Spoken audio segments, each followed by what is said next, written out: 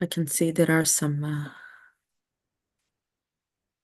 people already, so we'll just wait a little bit more.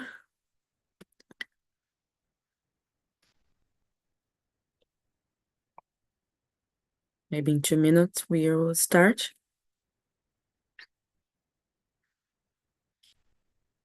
Waiting a little bit. Everyone connect.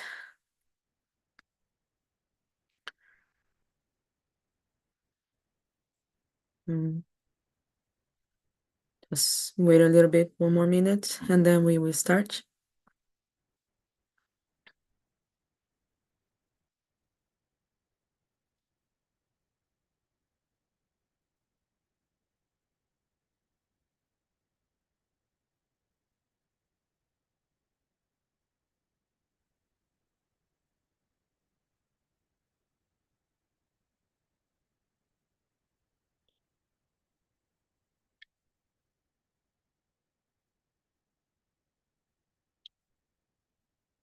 There are more people connecting, and we'll start soon. I hope you can hear me well.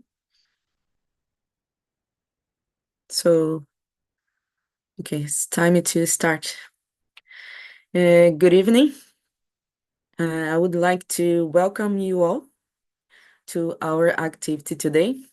I can see that we'll have a lovely audience here with us, very enthusiastic. Today, with great joy, I will speak about the topic happiness, how to feel it even in difficult moments. First, I will introduce myself a little bit. My name is Gabriela Souza dos Anjos. I am a professional accountant, and I am a student and researcher of Logosophical Science. So, my first contact with Logosophy happened when I was 13 years old. My father was a student already and brought me to the weekly meetings for teenagers that happened in the Logosophical Foundation in Rio de Janeiro, Brazil. At that time, even at a very young age, I noticed some significant changes in my life. I saw some improvement in my relationship with my family and friends. I liked very much those good change, and moved by that, I decided to investigate more and began to be an official student when I was around 20 years old. Since then, I've been studying logosophy until now. But you must be asking, Gabriela, what is logosophy after all? Is it a religion, a sect, a philosophy, an ideology? It sounds different. It's none of it. Logosophy is a new science that has life itself as its experimental field. It was founded by the Argentine thinker and humanist Carlos Bernardo González Picoch, also widely known as Hounsou. He was born in 1901 and founded the first Logosophical Foundation in 1930 in Cordoba, Argentina. Since then, Logosophy has been expanding, going to Uruguay, Brazil, and today it can be found in several countries around the world, as well as Europe, where there is the European Association of Logosophy, with headquarters in Barcelona, which I'm part of. There are also logosophical primary schools in Argentina, Uruguay, and Brazil. Logosophical science has 7 great objectives for humanity, which I will highlight 2 of them tonight. Lead human beings to self-knowledge and to the knowledge of the mental and metaphysical world. In relation to that, I will bring 2 concepts we learn here that make a huge difference in our lives. when we truly understand them, it is when the big change starts. The first one is the mental system, which is composed of the faculties of intelligence and thoughts. And the second one is the concept of thoughts. Logosophy describes thoughts as animated and autonomous entities that can pass easily from one mind to another. And they can act dependently or independently of my will or of our will. But Gabriela, what do you mean by thoughts that can act independently of my will? It's my life. I'm the one who decides what happens. But is it really? Let me give you a couple of very everyday examples I have experienced myself that show how thoughts don't always act the way we want them to. I really like chocolate, and every week I think to myself, no, I won't eat chocolate this week. But when I realize the chocolate magically appears in front of me, and before I know it, I've already eaten half a bar. Did I want to eat that? No. Did I eat? Yes. My mother gives another example that I really like. Sometimes I need to buy something for the house, like, for example, butter. So I go shopping to buy only butter. But when I realized, I took home hair cream, sweets, candles, and many other random things I didn't plan to buy. Logosophy also teaches how we can know the thoughts, identify them, select, and use the ones that will be useful for our lives. And how is this possible? Through what Logosophy establishes as a process of conscious evolution, which is the way to enter this psychological world and achieve these objectives. Saying that, I would like to share an experience I had a couple of years ago. The year was 2022. It was a very happy year for me. I got married in Rio de Janeiro, where I'm from. We had a great wedding venue with my family, my husband's family. They came all the way from Ireland. My friends were present. It was a very happy occasion. And after all the celebrations, I returned to my normal routine and came back to Ireland as I live here. At the end of the same year, December 2022, to be more precise, my father went to do his regular medical checkup. And surprisingly, his exam results revealed some alteration, and the doctor prescribed that he should investigate it further. We didn't know yet if there was something wrong.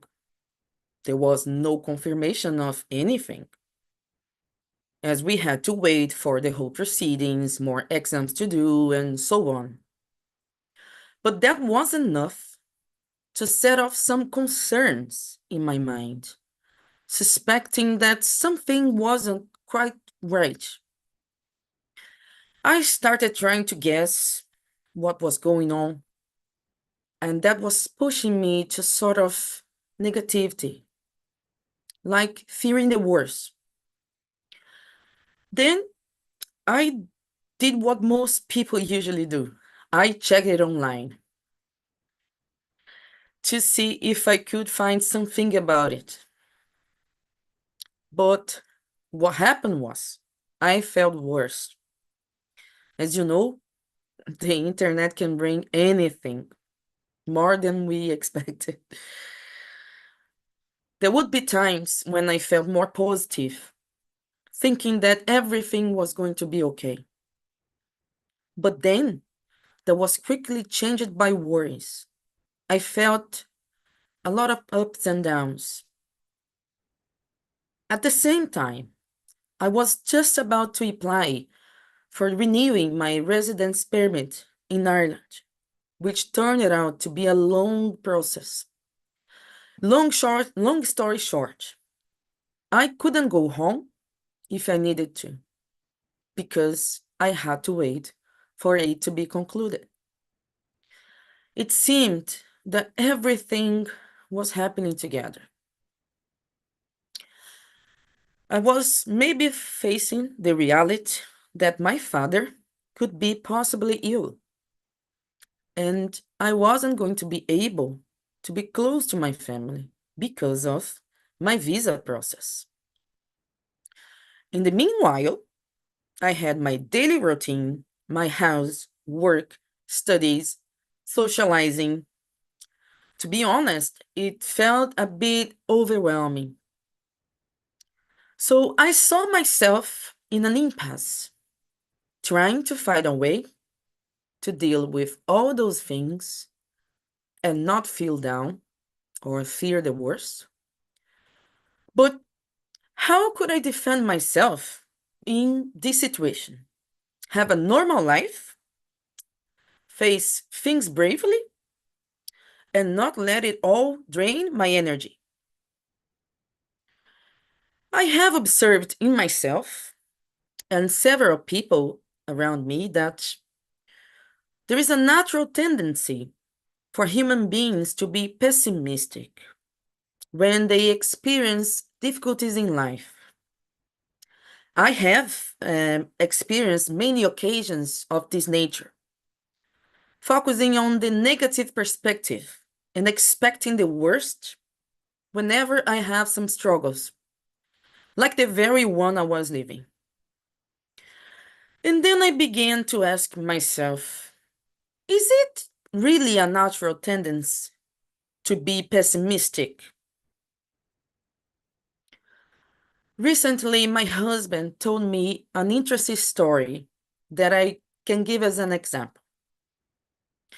One of the members of his team at work was complaining about something that hadn't happened yet, right? And maybe it would never do. And the same team member was picturing the worst scenarios. But what she couldn't realize was that they had an excellent team capable of supporting each other, that she was given the valuable opportunity to gain more knowledge, and that nothing she had envisioned had really come true. In fact, it wasn't a reality. How many times have we been through situations like that? We have so many good things around us, but we keep focusing on the only thing that is bothering us. It is like we have a white wall right in front of us, but we focus on the very small point in the middle of it. I can connect this example with the same as mine. I was creating situations in my mind about my father's problem, and they were making me suffer in advance. I would like to read an extract from the Logosophical Bibliography. In defining the imagination, Logosophy calls it images in action. The imagination promotes confusion and deception by the way it hypertrophies its images, presenting them as real. Man often relies on it excessively, and he later attributes its consequence to other factors, but never to his own imagination. It believes that it can go to everywhere, yet it appears to go nowhere. But there was something else that I didn't know how to sort. Why Was I being pessimistic if I didn't want to? What was leading me to this state against my own will? It should be easy whenever we don't want to feel or do something, we just don't do it. But that's not what happens in real life, is it? Doing my regular Logosophical studies, I came across to this interesting passage from the Logosophical bibliography. Undoubtedly, impatience is being justified by the fact that it has become a generalized deficiency that needles and disturbs the individual's nervous system. Impatience often takes the form of obsession. When it reaches such extremes, no matter how small the delay may be, it is considered a tragedy by the impatient person. He assumes that everything conspires to torture him, and he gives a sign of relief only when he overcomes a setback. This extract made me realize that my impatience was the one responsible for all my pessimism and frustration. I was suffering in advance for something I should wait for. I wanted to know things rapidly, to be sorted fast, but things wouldn't happen in the time I expected. The world we live in is kind of rushing all the time. Everything has to be very fast, immediately. We want to save time for everything. It is a word of impatience. There is also the chain reaction. The other's anxiety passes to us. How many times do we struggle because of impatience for many different reasons, expecting for something to happen at the time we determine in our minds?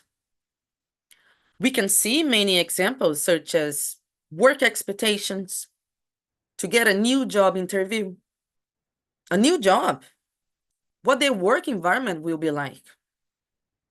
Do we patiently wait for events to unfold naturally? Or do we construct an entire hypothetical situation in our mind? Impatience can be one of the causes that make us in distress, and sometimes this can psychologically and physically affect us. For example, having anxiety, depression, losing sleep, eating too much or eating less, distraction when doing tasks, and so on. I could give you many other examples that we all could identify ourselves with. And how did all reflect on my life? I noted that it diminished my energies, my goodwill, and increased discouragement, fear, and sometimes irritability. Given this scenario described, I could demonstrate here how our imagination can drive us to multiple negative thoughts in our mind, which can move us not to be in charge of our own lives. In my case, impatience was the cause of my misfortunes that time. I think we all agree that no one wants to experience those misfortunes, right? After figuring out, I calmed down a little bit. There was nothing I could do but wait. Those feelings wouldn't help me. They were just pulling me down. In other words, there wasn't the right time to think about a problem that wasn't confirmed. I learned with logosophy that when I have a negative thought in my mind, I can replace it by a positive one. And at that moment, as I realized that the impatience was driving me to feel pessimistic, what positive thought could I use to face it? The answer that occurred to me was, I should try to be patient. Patience would lead me to feel optimistic. I would like to read something from the Logosophical bibliography related to that. What do we gain by being impatient? Would we solve this way the problem created by the demands of this deficiency? Let us ask ourselves these questions every time we experience its haste, and surely it will be easy for us to activate the corresponding anti-deficiency, that is, intelligent patience, which will deprive the deficiency of its strength and prevail at the end. In saying intelligent patience, we refer to active patience, not the one that induces to passive waiting, but the one that, in addition to effusing serenity, makes man more understanding, allowing him to think usefully and practically, and thus become attentive to his needs and duties all the time, short or long, that the waiting period requires. At first, I asked myself, okay, I need to be actively patient. But how can I do it? So I observed that when I focused on simple things, such as getting to know my father's routine, his doctor's appointment, his feeding, if he took his tablets, how he was feeling, my mother's updates about their day to day in general, that calming down, it helped me to hold my imagination a bit because I was focusing on real things. I noted that was something I could manage. I thought that intelligent patience was something hard to achieve. But I learned with Logosophy that I can identify, select, and use the thoughts that will help me to change a mental state for another. I realized then that wasn't beyond my limits. I could do it consciously. While I waited for my father's exam results, I occupied my mind with real things. The negative imagination slowed down and patience began to take place. I felt lighter. It gave me some serenity. Things were finally moving on. Well, when my father's diagnosis was given at the beginning of 2023, a new stage began. I needed to overcome those difficulties and wait for my father's surgery, which was eventually done very successfully. However, along the way, I experienced adversities in parallel in my different lives, at work, at home, socially, and the constant worry of wishing to be home at that moment. However, as I realized that I couldn't go home because of my visa process, I needed to be brave. I would like to present here a resource that the Logosophical cognition provided me to face that moment I needed internal defenses so much. If I were to give you a motto, I would sum it up in two words: be valiant. In order to aid your comprehension, I will tell you that being valiant does not at all mean the blind exaltation of one's inner force, because this force should be ruled by one's responsibility. Banish fear from you forever, for it is a negative sign of human existence. Be sure that there is more valor in your thoughts, in your words, and in your deeds each day than there was the day before. You will then understand that to be valiant is to show self-assurance. I understood then that I should expel all the fears from my mind because they would just push me to a place with no hope. I couldn't allow sadness to take place that belonged to joy. But in what way could I make sure that there was going to be more valor in my thoughts, words, and deeds every day? It was when I recalled all the love I received from my family, all their support whenever I needed them, and all the love I felt for them. I decided then to correspond this affection consciously, bringing more joy to my family each day than there was the day before, being present in every way possible, sharing good things about our day, telling them good news I received. For example, my sister-in-law got married last year, and I shared everything with my parents, cheering them up every way I could, every day. That was my conscious responsibility, my purpose. That was the way. It is in our hands to make one day better than another one, for ourselves, and therefore to the ones around us.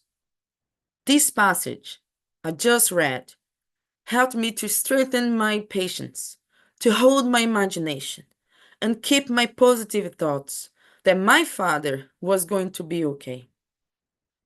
And even though we still had to overcome many obstacles during that time, the unimaginable happened. I experienced happiness with my family. When we struggle, we skip the joy we have. We don't notice it. So I understood that being valiant makes me happy and brings me joy.